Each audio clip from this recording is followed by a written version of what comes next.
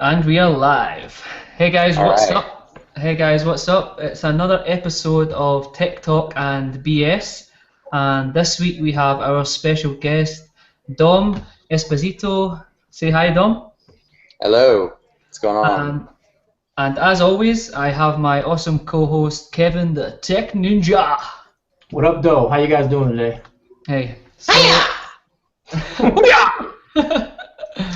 yeah, so as always, at the start of every show, we like to give our guest probably a little 30-second kind of to go over what they do, who they are. I know everybody probably knows who you are, but 30 seconds, tell everybody who you are and what you are about, man. I'm Dom Esposito, and I like to make videos. Yeah, I like to make videos. I mean, not only tech videos, but I do like to make tech videos. But I like video stuff in general, um, just all around. Just video work. It's fun. Nice. I Nice. think So, I think Dom is downplaying himself a yeah. little bit here. But No, I'm serious. I mean, I had the opportunity to meet Dom at CES this year, and Dom's a real cool, laid back dude. So I think it was just natural for him to join our show. So we are yeah. first of all, we're super thankful and humbled to have you on our show, Yeah, our, man. our little our little lonely show. Grace us with your presence and your purpleness. So cool, man. Thanks for coming by, man.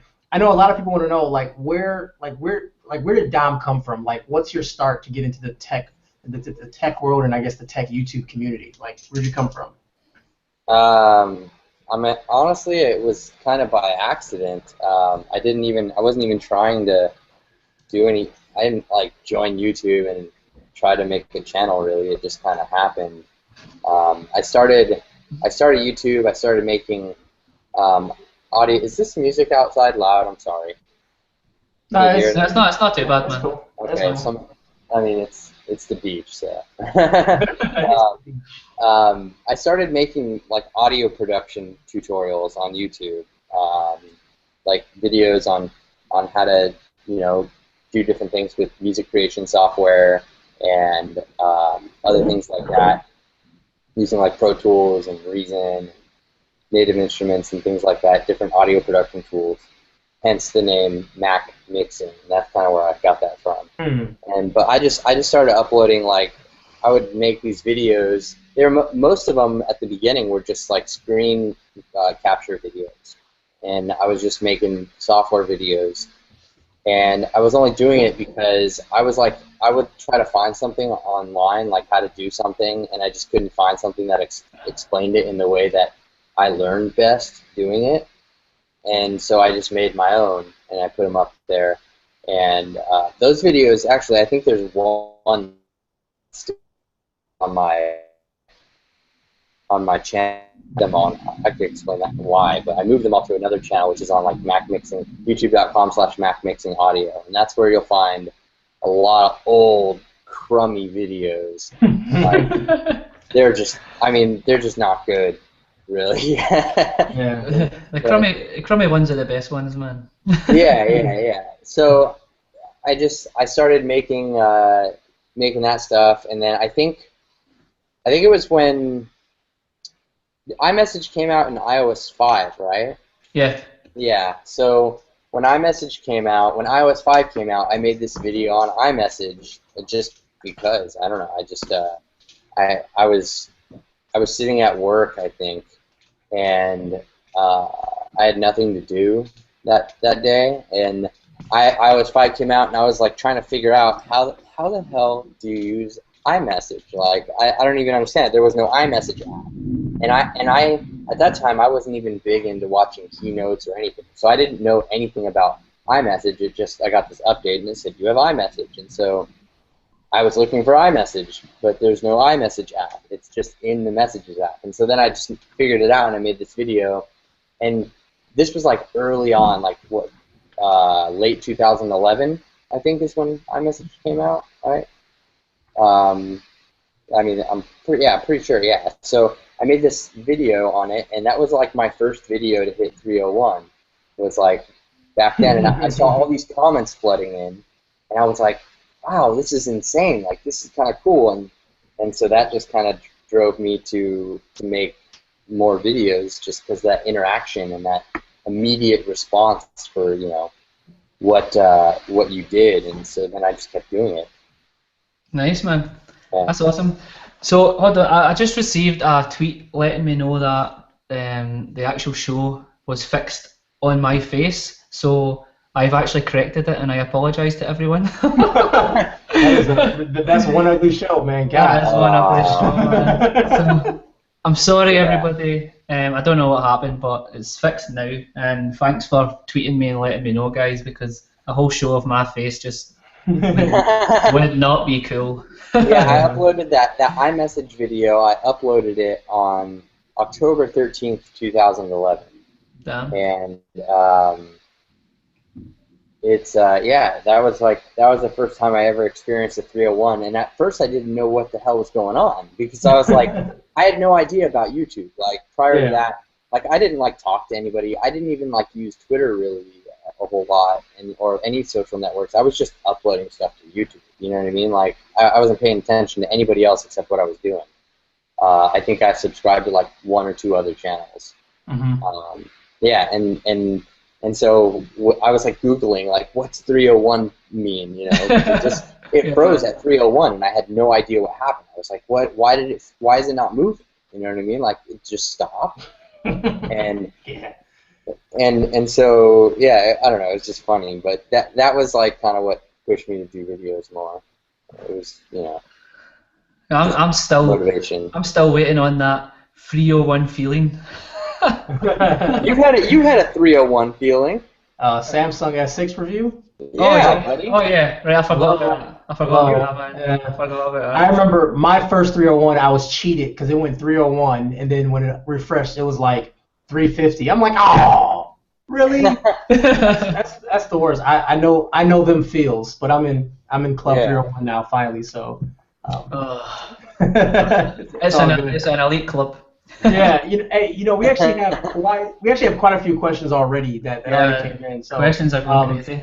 So let's. This question is actually to all of us. So someone wants to know. Let me actually get the name out there. Let's bring some names in here. Dermot Choco Hippo V2 wants to know, what do you think Android M will be called? Dom, you're the guest. Go ahead. Man, I'm gonna have to go with Marshmallow. I know that's the obvious choice, but I'll have to go with Marshmallow. Okay. But I don't know though. See, here's the thing though. Here's the thing about Marshmallow. Marshmallow is just a single like thing. You know, it's a marshmallow. Mm-hmm. Like, yeah. Most of the other ones are named after like desserts or treats. Like Kit Kat is kind of a dessert, you know. Mm-hmm. But marshmallow, I don't think people really just eat marshmallows for dessert. You know. Maybe they do. I'm a weirdo, man. I smash marshmallows, man.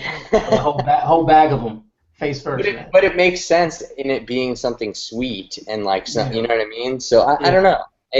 I'm sticking with Marshmallow though. Still, it's just I'm kind of hesitant about that. Okay, Ryan. Okay.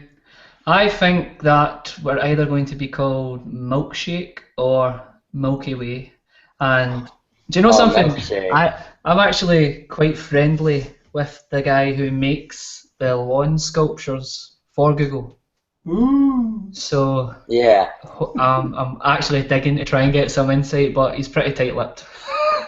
and he should be. My guess has been Milky Way. I don't know why. I just like Milky Ways. I'm very partial to that, and I want them to keep it within that specific candy, specific candy family. So I'm guessing Milky Way. I don't know why, but that's kind of what I think. But yeah, I mean, the lollipop isn't necessarily a dessert either, I guess. So true.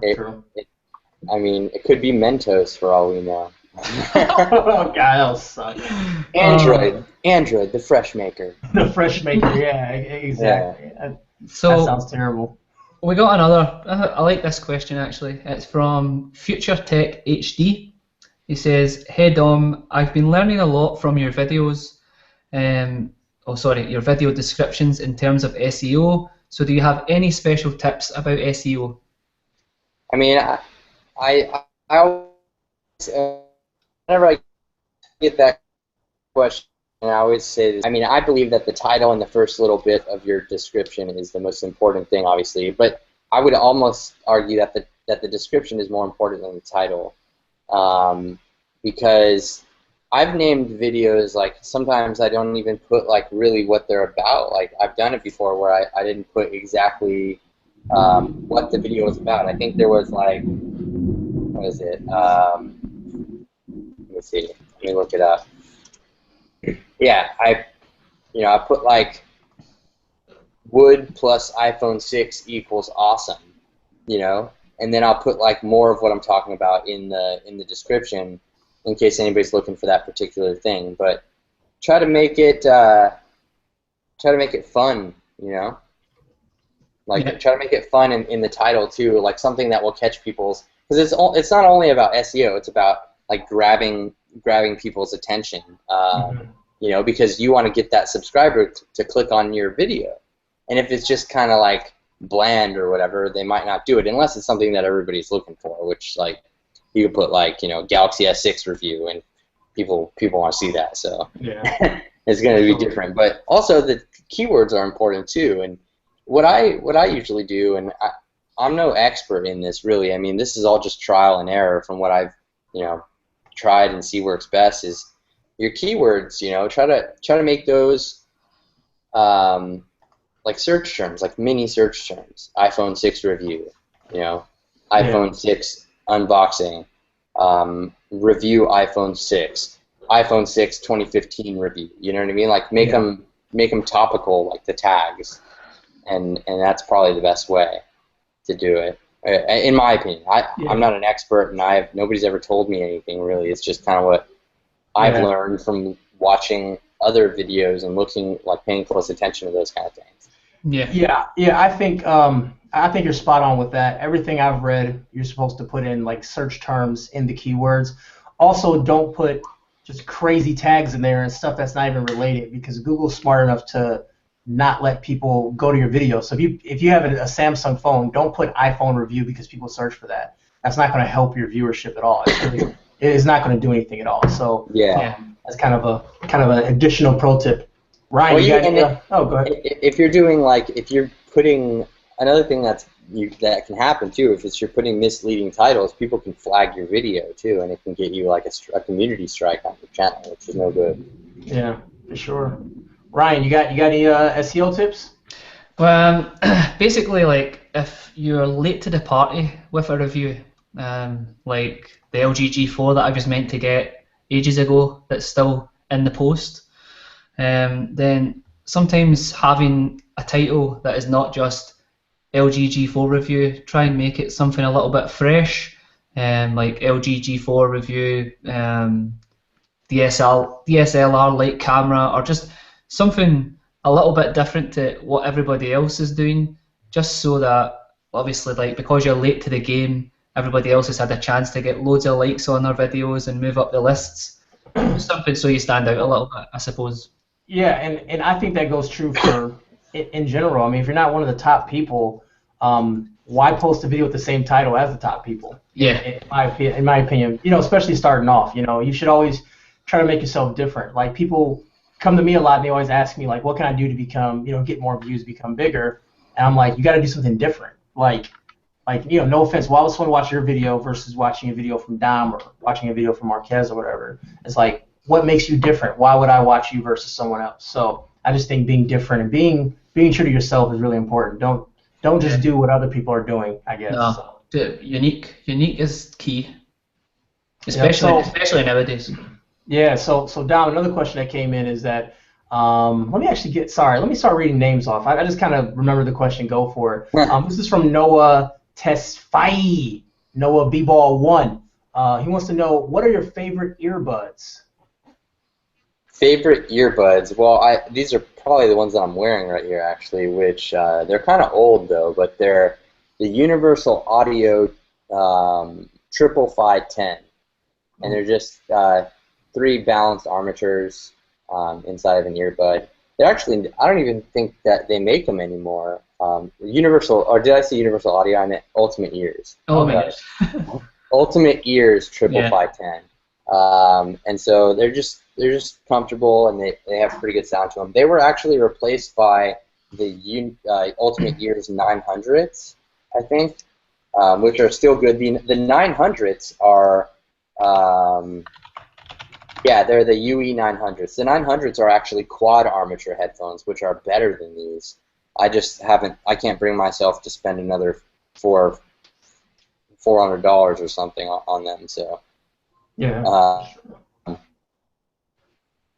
These ones, as far as like budget favorites go, they're, well, I guess I don't know if you consider this budget, but I can't get them because they're across the room. But that would be my Jaybird Blue Buds X, which I live and die by.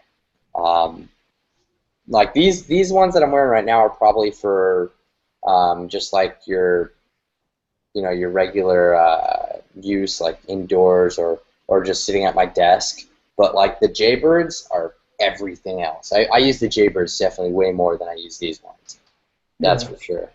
Just because they're just more versatile. The Jaybirds are.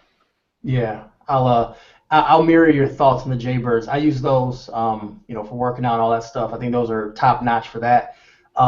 But for some reason, I can't keep up with mine. I lose my Jaybirds for probably I'll lose them for a week at a time. I'll lose them for a week, and then I'll find them, lose them for a week, then I'll find them. So I'm in the process of losing mine for a week right now. I'm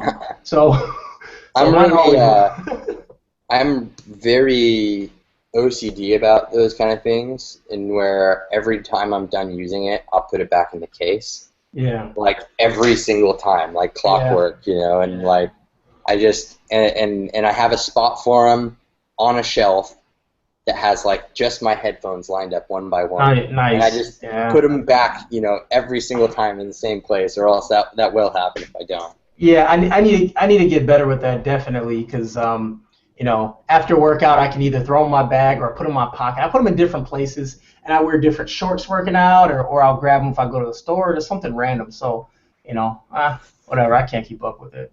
So Dom, man, another question that came in is like, what are your thoughts on iOS 9, and then after that, what are your thoughts on Android M thus far, if you've played with it?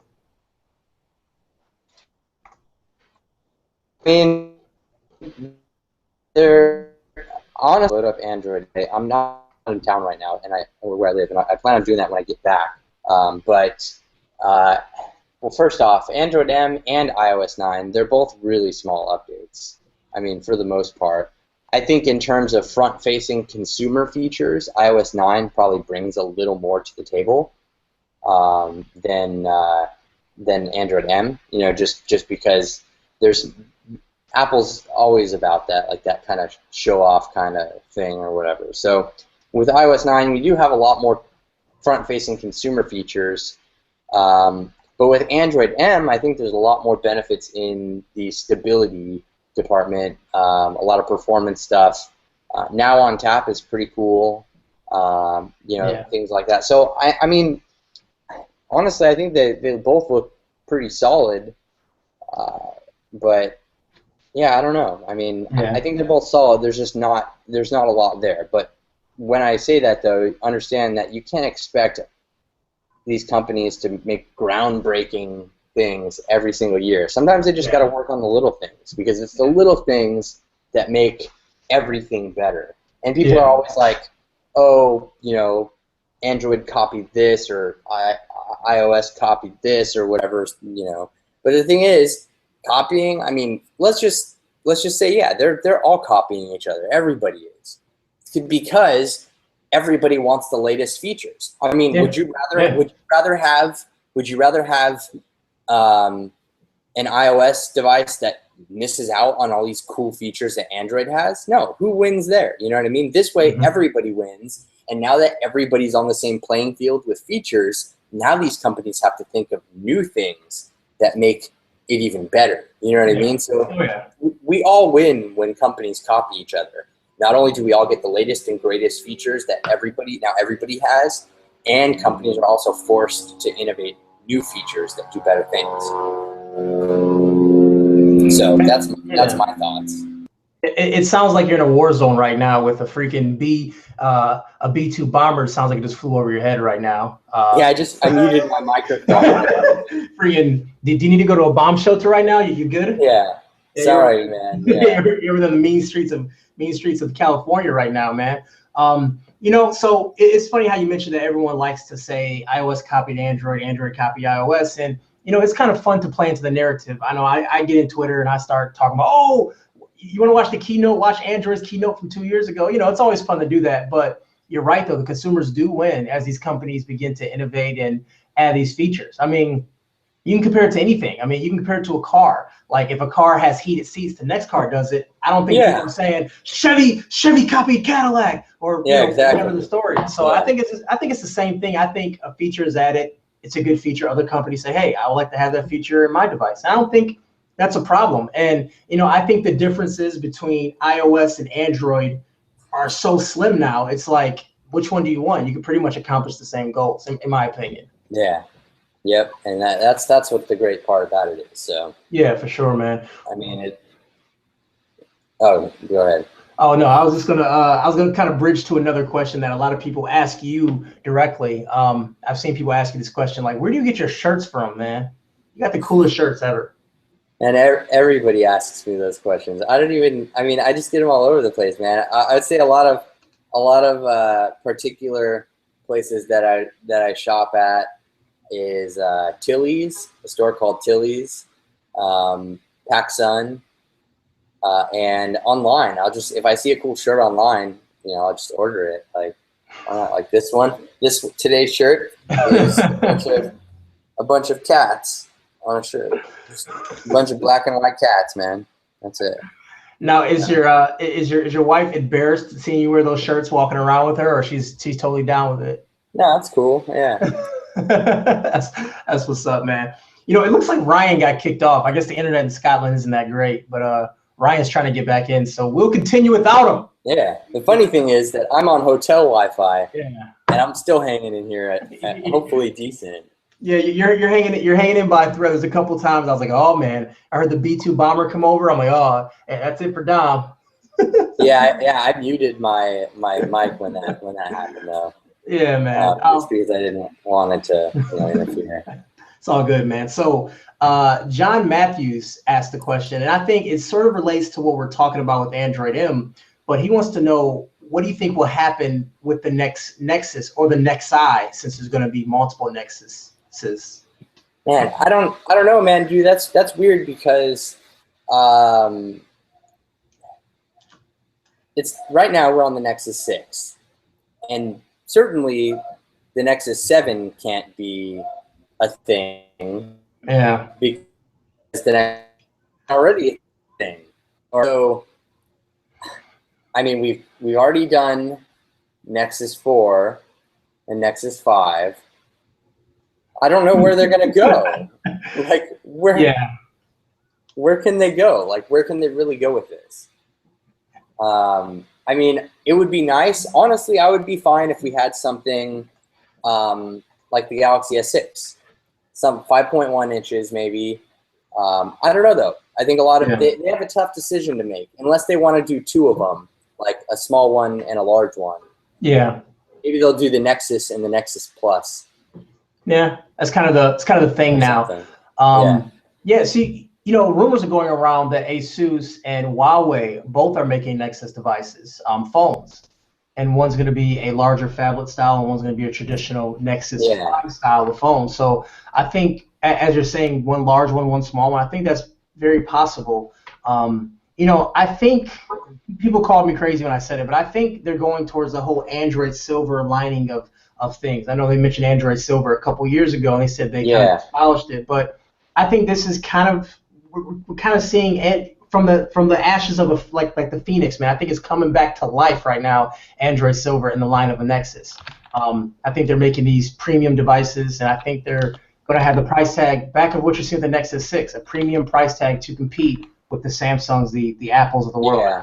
Yeah. I think a lot of people were sad though that there was that the Nexus 6 was. A lot of people were furious actually that the Nexus 6 was a flagship price. You know what I mean? Like, 'cause coming from the Nexus 5, it was $350 or whatever, which is a killer deal at the time for what you got. Like, that was the best you could get. Like, now we have the OnePlus One and you know, other phones like the Zenfone 2, Idol 3, those kind of things. And so now it's really easy to come by a pretty decent budget phone. But that was Nexus 6 was like, Nexus has been known for being a cheap, like, budget phone with flagship specs, you know. And it would be cool if, like, the bigger phablet was like flagship spec or flagship price, and the smaller one was budget, maybe. Yeah, that makes complete sense. Someone wants to know what smartwatch are you wearing on your wrist right now? This is the Pebble Time. Yeah. Sweet. I just got the. I can't even see the light anyway on it, so it's too dark. But yeah, I just got this a few days ago, and so I have been wearing the Pebble Time. It's actually pretty damn thin. I like it a lot, except that, and here's my just initial impressions, I guess, on this. Is I just came from using an Apple Watch, and I was using the G Watch R and the Watch Urbane before that, in reverse order, obviously, because I've been using the G Watch R since it first came out, and then I was using the Watch Urbane, and then I was using Apple Watch as soon as that came out, and so coming on from that, you miss out on a lot of stuff with Pebble, I think. But there's just a different way of doing things on Pebble, and it's not always as convenient as it was on Android Wear or Apple Watch or whatever. And but the thing is, though, this watch is so much thinner and lighter than any of those Android Wear watches or Apple Watch, and because of that, I really like that. And to be honest, the main 90% of what I did on any of those watches was just dismiss notifications. But the only thing that I don't like is that I can't archive Gmails on this, because I use the Gmail app for all my email, and I can't archive any email or anything on here, and I can't quickly respond to messages, which is one thing that I really enjoyed about like Apple Watch and stuff like that. And at the same time, though, this is half the price of an Apple Watch, of like the cheapest Apple Watch, basically. I think it's like $180 or something like that, which is not that bad for what you get. And I haven't charged the battery in a day. Yeah, that's the actually almost 2 days now, and I'm at 80%. That's the killer feature about the Pebble watches, and that's what bothers me about all of Android Wear watches and Apple Watch. It's like my watch shouldn't die before my phone dies. Like that sounds so backwards. Like a watch is something like you're done, you're hanging out, you take your watch off, set it on the table, you're done. You don't want to have to worry about, damn, did I bring a charger? I need to charge it. Yeah, it's just, I don't know, man. That bothers me about our current crop of smartwatches. I mean, in comparison, dude, I've had the Galaxy S6 and the iPhone 6 off the charger since about 8:30 a.m. this morning, and the Galaxy S6 is at 57%, and the iPhone 6 is at 85%. So not surprised. Yeah, I mean they're both going out real quick, man. Yeah, that's why I'm still Pebble. My thing with Pebble is Apple Watch and like a Watch Urbane, like the fancier looking ones, are going to be pretty nice for like, I don't know, because to be honest, let's just be real here. The only reason I wear Apple Watch is for like the stylistic type of aspect. Like, I mean, that's the only reason why we wear watches in general, unless it's a family heirloom. You wear watches because you like that trend. You like, what it says about what you're wearing or like whatever, Of course. But Apple Watch is so good. Like, okay, I'm traveling right now, and I'm kind of like doing just random things, and like I don't want to have to worry about breaking some expensive watch or something. or if I'm going to the gym, this is so much so lightweight and just like, you know what I mean? Like I feel like it has its different uses, and that's part of the reason I'm bummed out that you can't connect more than one Android watch or more than one Apple Watch to a device at one specific time. Like, I ordered an Apple Watch Sport and an Apple Watch because I was hoping that I could use a Sport for the gym, you know, but it only lets you pair one watch at a time. Yeah. So, but if you wear watches, you collect multiple watches. Like, you don't just have one watch usually.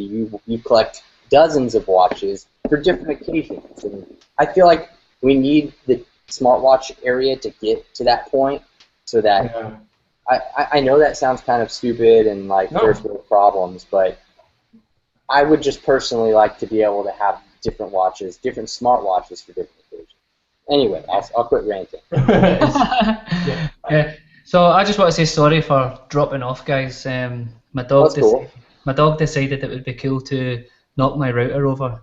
Oh, nice. So, cool, man. Well, welcome back. Yeah. So I've got another question here. I don't know if you've covered this. It's by Fornicify.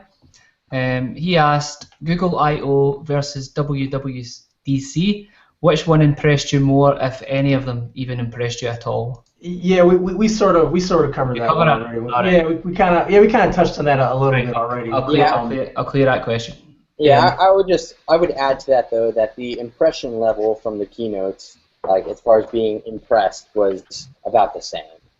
I mean, I would, you know, it is what it is. I wasn't like they were both good, you know. Yeah.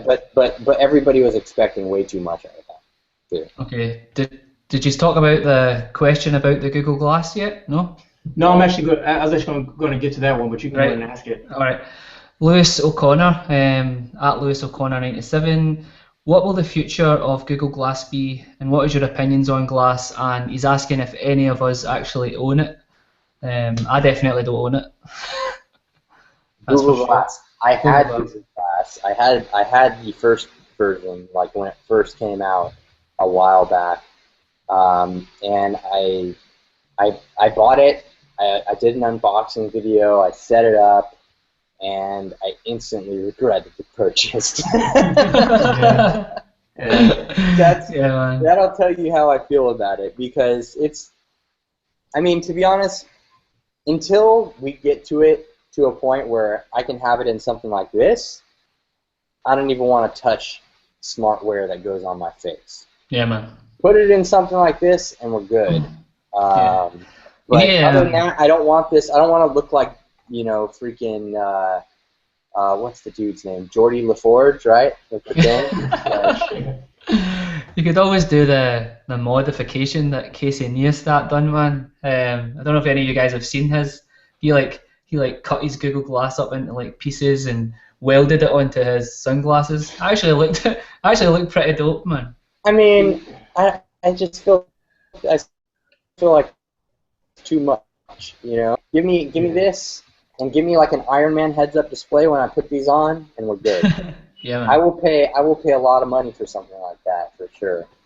And it's coming. It's, relatively speaking, it's right around the corner. Oh, there goes another bomber jet.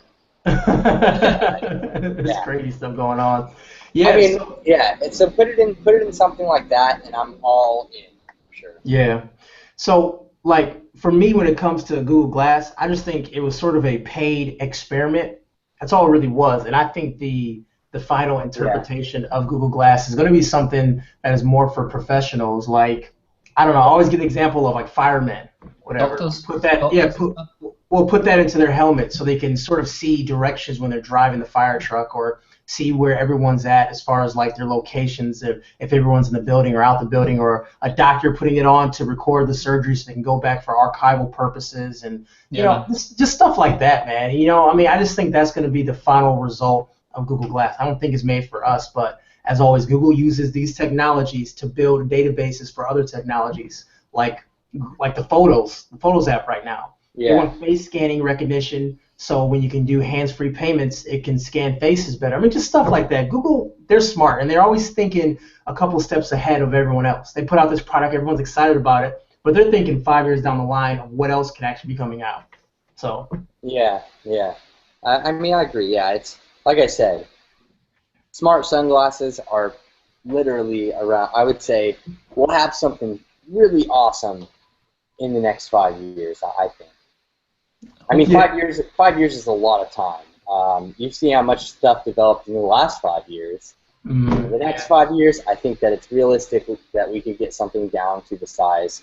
All we really have to do, honestly, is improve the way that batteries work, because that's our biggest holding. That's our the biggest thing that's holding us down Yeah. is batteries. Battery technology needs to catch Yeah, up. I mean, once we get better power solutions, it's gonna be crazy. Have you guys seen that? You guys seen that LG wallpaper? yeah, Yeah. that's That's crazy. freaking ridiculous. That's crazy. It's thin as literally like it's probably like this thick or something like that, and it just flexes and it sticks on your wall, it rolls onto your wall like a piece of wallpaper or a poster. It's amazing. Yeah, and so stuff like that is, I mean, think about how that thin is. All they have to do is get it a little bit thinner to fit inside of some glasses and or something. Maybe not exactly like that, but I don't know. It's coming soon, I think. Yeah. So we've got a pretty cool question as well. That's kind of non-YouTube related, which is nice for a change. Comes from Ash Taylor at Trembling Water. He's just asking what everyone. Yeah, I know Ash. Yeah. I met Ash at in Barcelona. Yeah, Yes, in Barcelona. Well, he's asking what everybody gets up to outside of the YouTube space and basically what everybody's hobbies are. So you'll let one of you guys start? Hobbies, man. Shit. I still do my hobbies is tech, man. I mean, I've developed some new hobbies, which I'm not exactly proud of. The first of which being I've just become kind of into collecting shoes. I hate it because it's not the cheapest hobby in the world, but I just like that. And then I also I started collecting sunglasses. So I got shoes and sunglasses that I've just been. I don't know why, man. I don't know why. I gotta have a different pair of sunglasses and a different pair of shoes every shirt.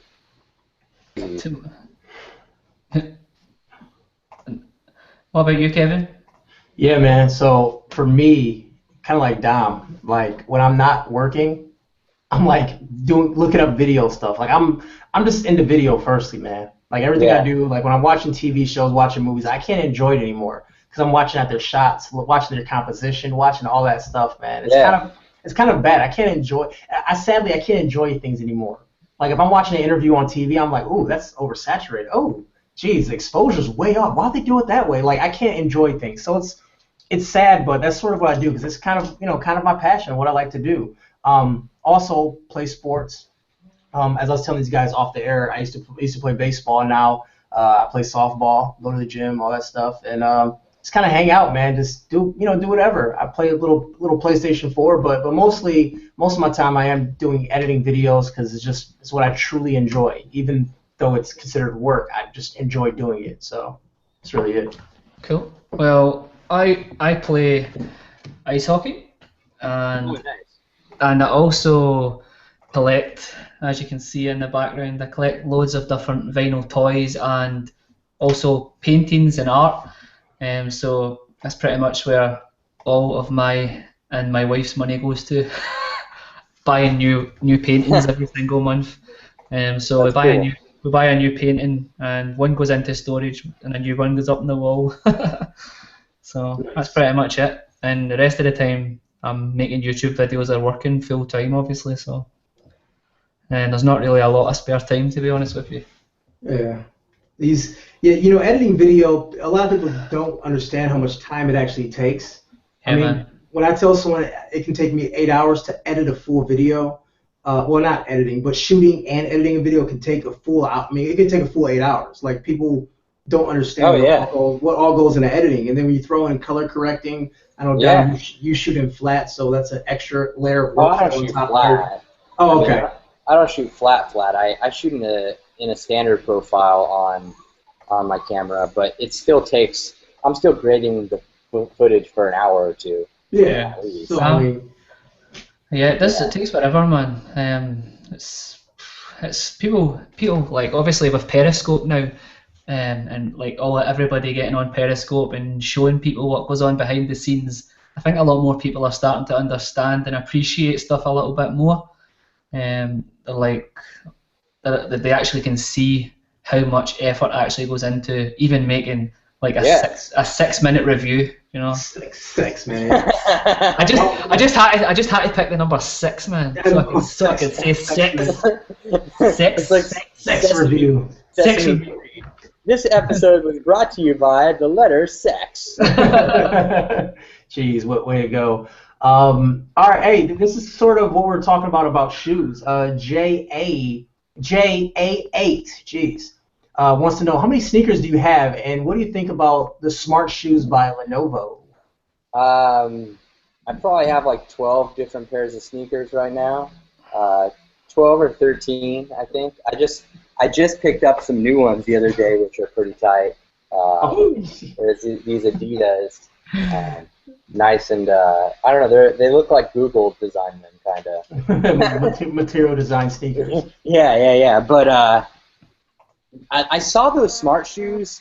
I mean, you really got to give me a good reason to want to wear smart shoes. I don't think the fitness tracking is enough because that's what I have a smartwatch for. Like, I don't know. It'd be nice if I could try them, but I'm sure they'll only be released in like South Korea or something. Yeah, man.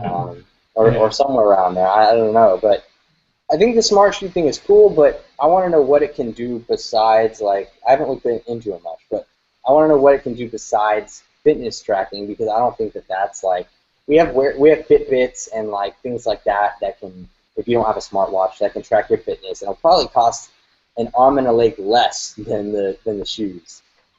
Yeah, man. I don't really care for fitness, if I'm being honest. Like I play ice hockey, and like that's enough, man. Like Yeah. I don't Well, do that's a running. demanding sport, dude. Like, that's a physically demanding sport, right? Yeah, man. Yeah, for sure, man. I mean, and it's also mentally demanding, too, because you're moving around a whole bunch. You have to think about strategies in your head, and, like, it's a lot that goes into it. Yeah, you got to worry about the guy next to you about to crush you. Yeah. Yeah. Oh, man. So, we'll take another question. Yeah. I was gonna actually grab one from our buddy Zaxper Tech Lewis or Cool. Luis. Luis.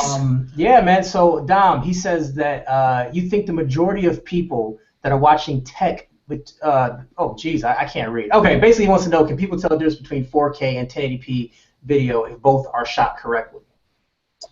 I mean, I personally can. I can't speak for other people. I mean, I look, when I'm watching something at 1080 versus 4K, yeah, I can tell the difference. The detail, there's more clarity there, But I mean, at the same time, 50% of the people who watch my videos watch them on a phone, and so because of that, I don't know if they can actually tell the difference. But the thing is, I think, first of all, resolution and which camera I use and how I shoot, all of that's for me. That's my joy. Like, that's the thing that I like about this. Like, I don't buy an expensive-ass camera because I want to, because I want to show you how nice everything looks. I bought that for me. Like, for real. Like, I bought it because I enjoy this thing. I enjoy shooting videos and everything. And I personally can appreciate the small little conveniences added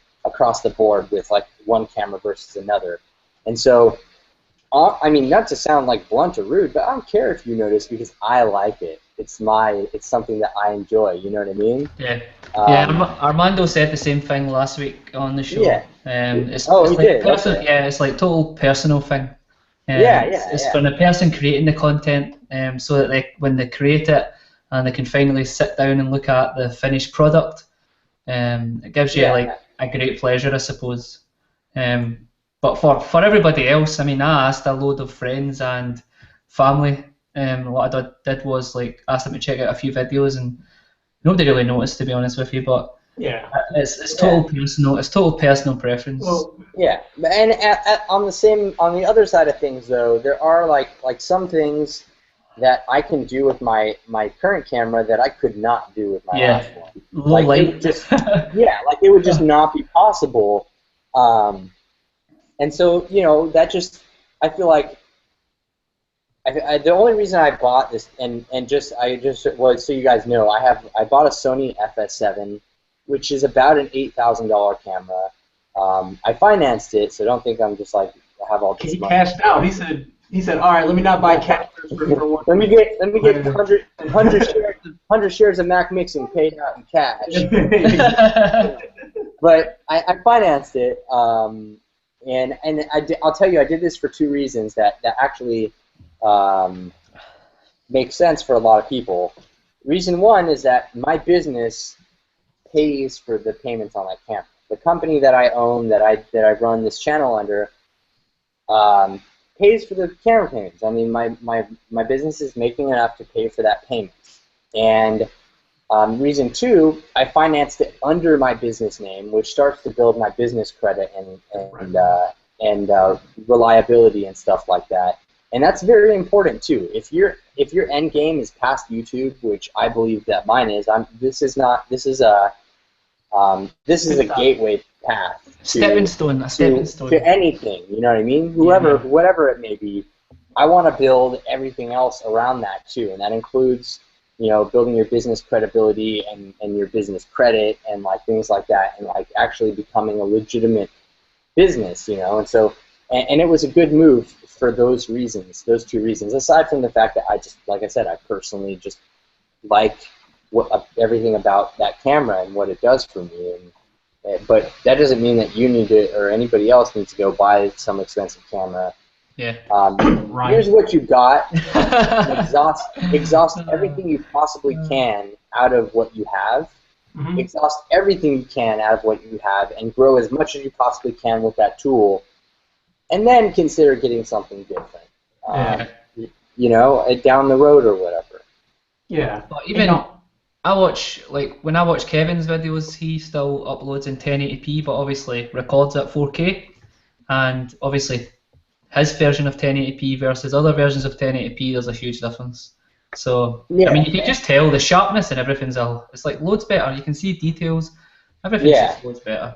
But like I said, most people pull up their phone and they press play on YouTube, and it's streaming back in beautiful 360 or 480p. Yeah. Kind of to touch on that a little bit, like upgrading your camera and everything is like equivalent to someone that's into cars. I mean, they're going to upgrade their car. I mean, you buy a Corvette that has 600 horsepower, you can't utilize that horsepower all the time. But they're not buying it to drive faster and drive more efficiently. They're buying it because that's what they enjoy. That's what they love to do. And so you're going to buy things that you want to do. So, I upgraded from my 6D to my GH4. Yes, the cameras are a little, they're kind of comparable, but I felt the GH4 is better for what I'm doing. And if people don't notice the difference, then that's okay. At the end of the day, I want to be happy with the footage I made out of my camera and stuff that I can look back. I'm talking like you, Bach. I could look back on, but things things I can look back on and be proud of. And like, man, I shot this. It looks good. Because after making a review, I watch it one time. I'm like, you know what? I think I did pretty good in this video. And I think having the better equipment, you can do that. Oh crap! Did I get kicked out? Yeah. No. You're still hey! I'm still here. Everyone's frozen, and the look on your face right now, Dom, because you're frozen. You look so disappointed right now. So, but yeah, I don't see anything. So I'm gonna shut up now. Okay, so another question, I suppose, from J@J88. Do you like USB-C on the MacBook, and what do you think about USB-C coming to smartphones? I mean, I don't even use USB-C at all, except to charge the MacBook, because there's not really accessories for it right now. It's kind of in its infancy. I don't really use it. I charge my MacBook with it, and that's about it. I wish that it was I wish there was more stuff. I mean, I see the potential there, but nobody's really started making a lot of accessories. I feel like that's something that we're going to see coming into 2016 more is USB-C in different laptops, computers, etc. That we're going to see more accessories developed. I think late 2015 at the earliest, but probably 2016 is going to be more USB-C year. Yeah. What do you think, Kevin? Yeah, I think rumor has it is that the Nexus is going to be USB-C, so that fits right in your timeline right there, Dom. The potential for USB-C is definitely there, but like anything else starting off in its infancy stages, it's slow. I mean, it's not accessories. Yeah. Like, if you want to use your Logitech mouse, you'd have to get an adapter and a dongle, so it's cumbersome right now. But I think going forward, the technology is going to be there, and just if you're getting it early, you know that it's going to be hard to use it the way you want it to use until it becomes everyone's pushing out accessories. And I hate to say it, but when Apple starts to do it more, then you're going to see more stuff come out because Apple has to drive change compared to any other company in the world. Apple drives the most change for these peripheral companies. So. Yeah, I feel like we probably will see it on the next Note, the Note 5. Oh, okay. I feel like that's probably likely because Google's going to do it and Samsung's like going to be like, well, if Google's doing it, I'm doing it. And then they're going to do it. So I feel like probably Nexus.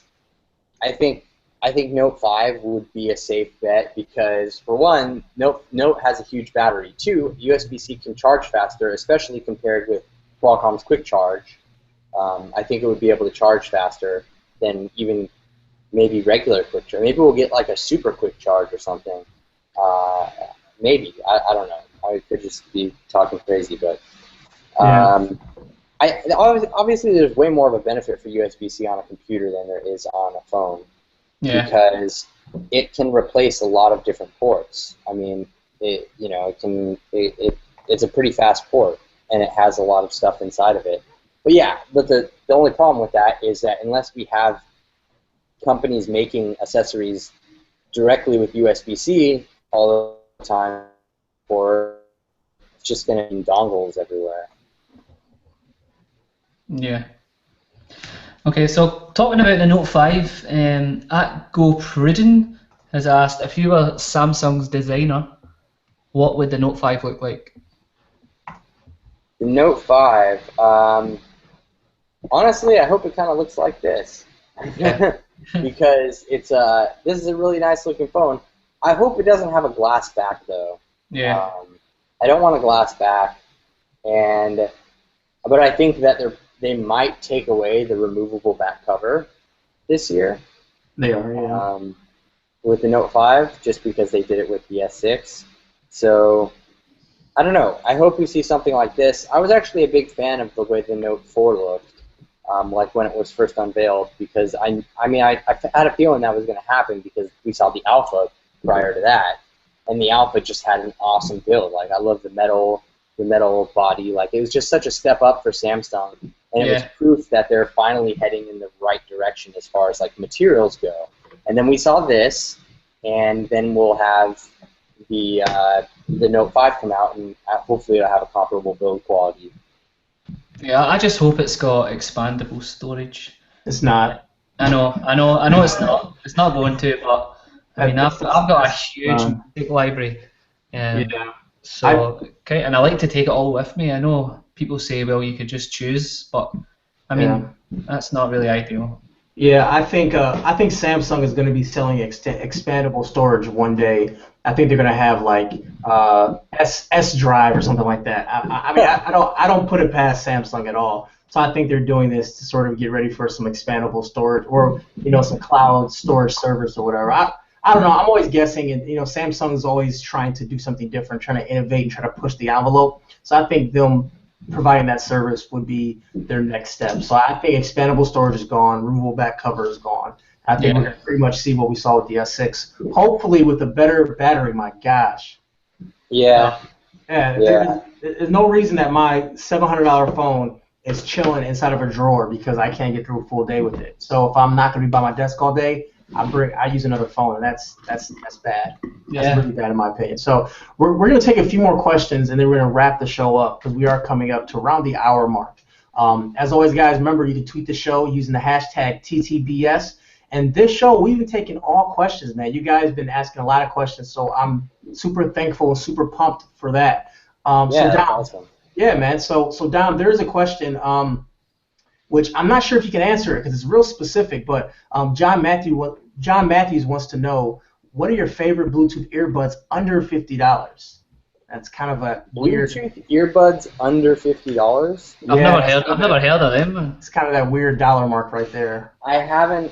I mean, I can't say anything specific. I could look up something on Amazon for you right now. I don't have any Bluetooth headphones under $50, so I couldn't really say. Yeah, you know, at that price point for Bluetooth, you're not. I have a hard time believing it's going to be something of good quality. You know, I think you may find something that can be $50, but not that great. Yeah. I mean, I know there's some earbuds that are $30, the Xiaomi Pistons 2.0, and those earbuds are $30, and they sound great, but they're not Bluetooth. Okay, they're not Bluetooth. Yeah, I mean, you can find a lot of headphones, a lot of earbuds under $50, but not. It's harder to find Bluetooth headphones. Yeah, for sure, man. We got a cool question in for you, Kevin. Give us some background insight into your name, Kevin the Tech Ninja. Hoo-yah! All right, so I'm going to give you the very fast version of it. I don't want to bore you. But at my last job I worked, it was an accounting firm. It was a contest, and you had to make a video of why we loved working we worked at. And I worked on the help desk. So we made a joke that every time someone calls our help desk, when we answer the phone, their stuff magically works and there's never an issue. So the joke was we had technology ninjas under their desk. They'll pop up and fix computers. So we made a little video skit. And I was the tech ninja in the video, and I popped up and fixed computers. And I was like, that's kind of a cool name, so I kept it. But if you rewind back to third grade, I used to do karate, and then we had a Halloween costume contest at school. And my brother was being a prankster. He said, "Yo, you should go with a cell phone. That's sweet. I love that costume." Because it was like the worst costume ever, like this ghetto cell phone or whatever. So I went as a cell phone, and kids started making fun of me. They started making fun of me, and I started crying. I called my mom on the phone, and I was like, "Mom, you got to bring something up here. Bring my karate outfit." So I put the karate outfit over the cell phone. So that's really why I became the Tech Ninja. Hoya, you have to say the. And my name is the Tech Ninja. It's like a tribe called Quest. You got to say the whole thing. You can't say Tech Ninja or just Ninja, and people kill me with that. That's true story. Oh man, that story. Yeah. So nothing but Tech wants to know. He said he wants to know, when did you notice a big jump in your subscribers and views? By the way, I've been subscribed to you since 10,000. Nice. Well, thank you. First, man, I didn't ever notice just a big it was all kind of gradual, It was just I mean, you can look at my Social Blade stuff, and you'll just see it's just slowly, there was never a time where it was and then jumped up here. It was just kind of gradual over time, and because of that, I didn't really notice, and then all of a sudden I was at 100,000 subscribers. I was like, wow, this is crazy, that's just crazy, and then what's crazier though is that it definitely seems like the more popular you become, the more popular you get. Yeah, totally, man. I mean, it took me since late 2011 to about May of 2014 to get 100,000, and then it took me from May of 2014 to May of 2015 to get the other 100,000. Yeah. You know what I mean? I definitely think the more popular they are, then the more people subscribe to you. Yeah, and it all, I don't know if it has to do with YouTube's discovery engines, I have no idea how that works, but the best thing that I can say though is that you got to keep doing it, because it's always going to be gradual, and the more stuff you have out there for people to see, the better. Yeah. Okay, so this is a cool question from GoPrudin again. What do you think about the DJI Phantom 3 Professional? I love drones, so What do you think about the Phantom Never 3? flown a drone. Oh man, you're missing out, man. I have flown a mini little helicopter that like little cheap mini helicopters. I've never flown a drone though. Any plans on maybe trying to get one? It's an expensive hobby, and I already have too many of those. Yeah. Yeah. I have the DJI Phantom 2. I have the one where I can hook my GoPro up to it, and the 3, they added a lot of nice features for Phantom 2 users, like it does actual tracking. So if you fly indoors, which I don't know how you fly indoors, but if you fly indoors, it actually maps out the topography of everything. So it actually knows where it's at, so it won't actually hit against a wall or anything. It has like smart protection, so it knows not to get too close to a wall, and it overrides the controls. Also, it automatically gets a GPS location, because now when I fly mine outside, I have to spin around in circles for it to know where it's at before it can take off. Now it automatically has it, so if I lose battery or lose connection, it flies back to the original place that I took off from. So it's adding a lot of stuff so you don't crash it, because I crashed mine like 30 times. So the new one does that, right? Yeah, the new one. Yeah. And I think my friend Adam, Mr. Tybox123. Yeah, Adam's got one. He got that one, and that's how he did that office tour. Because he did a video like a week ago. He did a full-on office tour, only filmed by a drone. So he had it like he was just like flying it around his office and showing the different things in his office, and so it was pretty cool. Yeah, Adam's got loads of crazy toys, man. He's got all the best toys for sure. Yeah, for sure. Yeah, he does. That's pretty dope, man. So, hey guys, do you guys have anything else? No,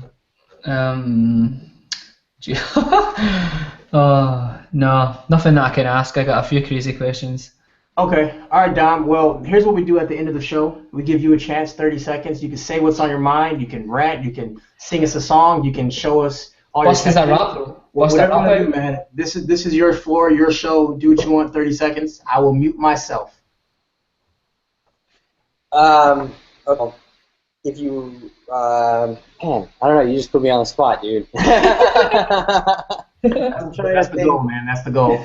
Everybody always asks about my tattoos all the time, and so I'd have to show you like before and after pictures, but like everything that's on this arm was a big cover up because I had like a bunch of other versions of uglier stuff on there, and so I got here. We'll just do a little quick tour. There's some clovers right here. There's a guitar right here. I have some stars, of course, because I'm into stars, as you guys might know. My logo and whatnot. I have a skull up here at the top, another skull around here on the back, which is harder to see just because of lighting. And I've just been getting this whole piece worked on. Woo! Scary, man. Up at the top. Nightmares. Yeah, it's like a half tree, half zombie, and so like you have like little leaves and stuff growing out of his head, and on the back there's some leaves, and there'll be some mushrooms coming up under here and stuff. So looks like Groot was in a season of The Walking Dead or something, man. yeah, no, Walking Dead is like my favorite like series and like comic and like everything. So that was largely inspired by my love for the Walking Dead for sure. And so that's basically it. Okay, what you got, Kevin? What do I got as far as tattoos? Yeah. Oh, I don't have any tattoos, man. I'm clean. Nothing, man. Nothing. I just have my skin. My beautiful bronze skin. That's all I have. That's my tattoo, man. What about you, Ryan? Are you inked up? Yeah, I'm getting my whole back done at the minute. I don't know. Flip the shirt. Uh-oh. So that's just the start piece. So Nice. there's like loads on the way. My friend's actually a tattoo artist. Oh, So nice. it's just trying to. Actually, it's nothing about like. The only reason that I've not got more is because, like, trying to fit it in. I mean, trying to fit tattoo time in is not easy when your schedule's already packed out to the max. Oh yeah, for sure. I feel I understand that completely because I'll sit there for 6 hours at a time or something. Yeah, that's usually what yeah. I'll do like I usually do like 4 to 6 hour sessions, and so it's hard. It's hard when you have so much other stuff to do. It's two sides of it. It's really hard to find the time to do it, but once you do it, it's it's so damn relaxing because you don't have to think about anything else. I can just lay there. Sometimes I almost fall asleep just because I'm just laying there and I don't have to worry about anything else. Like, this is what I'm doing right now. I'm kind of forced to relax. Yeah, we usually like, because it's my friend, we usually like just bust a movie on, just something crazy, and just sit and totally chill. It is a good experience, but it's definitely something that you either like or dislike. So, and obviously, and if you're a kid watching the show, then don't be going out and getting tattooed without thinking about it, because it's going to be there forever. So. Cool. And I have to disagree. I think that in like 10 years they'll be able to just remove whatever. I mean, people already do it. They already laser stuff off. People will get a sleeve lasered off and then get it re-tattooed. Yeah, have you ever tried laser?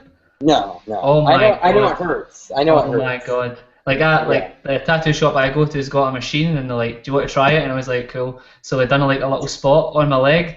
Oh my God. Oh.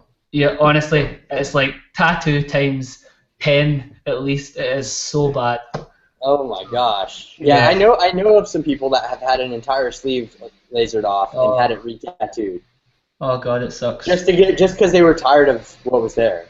Yeah, that's why I'm doing my back, because I can't see it. So it's not like I need to look at it every single day. Yeah. So when I do look at it, I can appreciate it, and it's not in my face, right? So Kevin, give us your 30 seconds, man, and we'll wrap this up. Oh, I get the 30 seconds too? My God. Yeah. This is new. This is brand new. This is new. This is new and off the cuff. Yeah, this is sort of off. This is sort of crazy. But anyways, my 30 seconds. I just saw the movie Jurassic World. Don't tell me. Night. I'm going to watch it. I'm not going to tell you the movie. Cool. Why are you still purple? Why are you purple, man? He is purple. Yeah, it feels like someone's squeezing you by your ankles and your blood circulation is getting turned off. Yeah. Are you turning into my logo, Ryan? Yeah. I'm sponsored by T-Mobile. No. T-Mobile's magenta. Don't make that mistake again, man. Yeah, this is true. Oh, well. Okay, all right, so just saw Jurassic World. It's a really good movie. I enjoy it. But once again, being a guy that loves video, I felt some of their shot composition was off. I know, who the hell am I to say this, but I don't know. If it didn't seem like it was shot well. I don't know. And some of their CGI looked a little funny. Like, I could tell the difference between CGI and when they use puppets. And I don't know. I guess when I was 4 when the original came out, I couldn't see the difference. Now it seems like the CGI and puppets, you can really tell the difference between the two. Oh, no. The original Jurassic Park was classic with that stuff. I mean, I love that movie. And yeah, everything is CGI now. I'm probably CGI right now. You know what I mean? Like, it's like so much CGI, man. Mixing CGI. Oh. Yeah, exactly. Yeah. Yeah, I think CGI. I want to see it though too. I heard that there's a lot of product placements in it. I think. Samsung is all up in it, man. Yeah. Samsung is all over the place. Just like they were in the Avengers too. I mean, not the Avengers 2, but I guess it was the Avengers 2. Yeah. Avengers also. I meant Avengers, TOO. But then I realized that there also is the Avengers 2. Yep. Samsung is advertising like crazy in the movie, which, I shake my head. No one notices it, but I kind of shake my head. But whatever. It's all good. Some serious dollar getting spent, man. Oh, of course. So Ryan, you have to do your 30 seconds in your American accent. Oh, God. He has an American accent? Yeah, man. He has a Texas accent. It's beautiful. I sound like a hillbilly, man. A hillbilly. All right, a hillbilly. All right. So let me try. I've got to get in the mood, man. Okay, guys. So next week on Sunday, it's Father's Day. So we're gonna do the show on Saturday. It's actually really good, man. All right, so we're going to do the show on Saturday so that you can all enjoy Father's Day. Yeah. See, the thing is, I couldn't even do a crappy impression of your accent if I wanted to. Yeah, Kevin tries, man, and it sucks so bad. I know, it's terrible. I sound like a Hispanic dude that lived in Ireland for a week. Just what is it? Oh man, I don't know. I can't think of what I was gonna say. There's a quote from a movie that I would always say. Brief wait, I'll find it. Hold on. You're blue screening right now.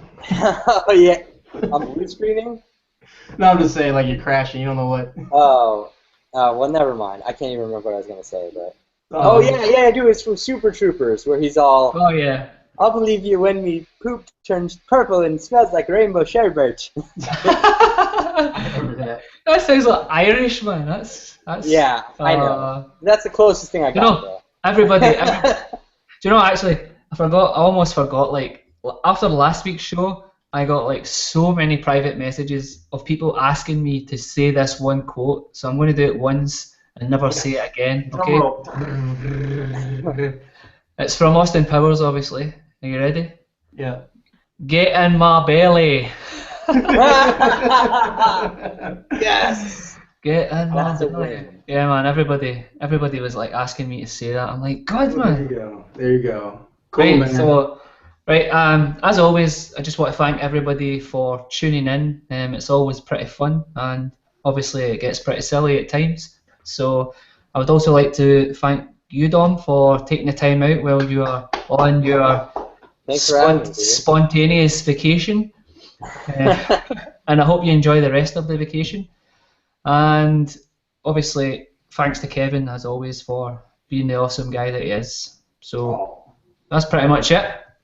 Everybody, peace. See ya. Yeah.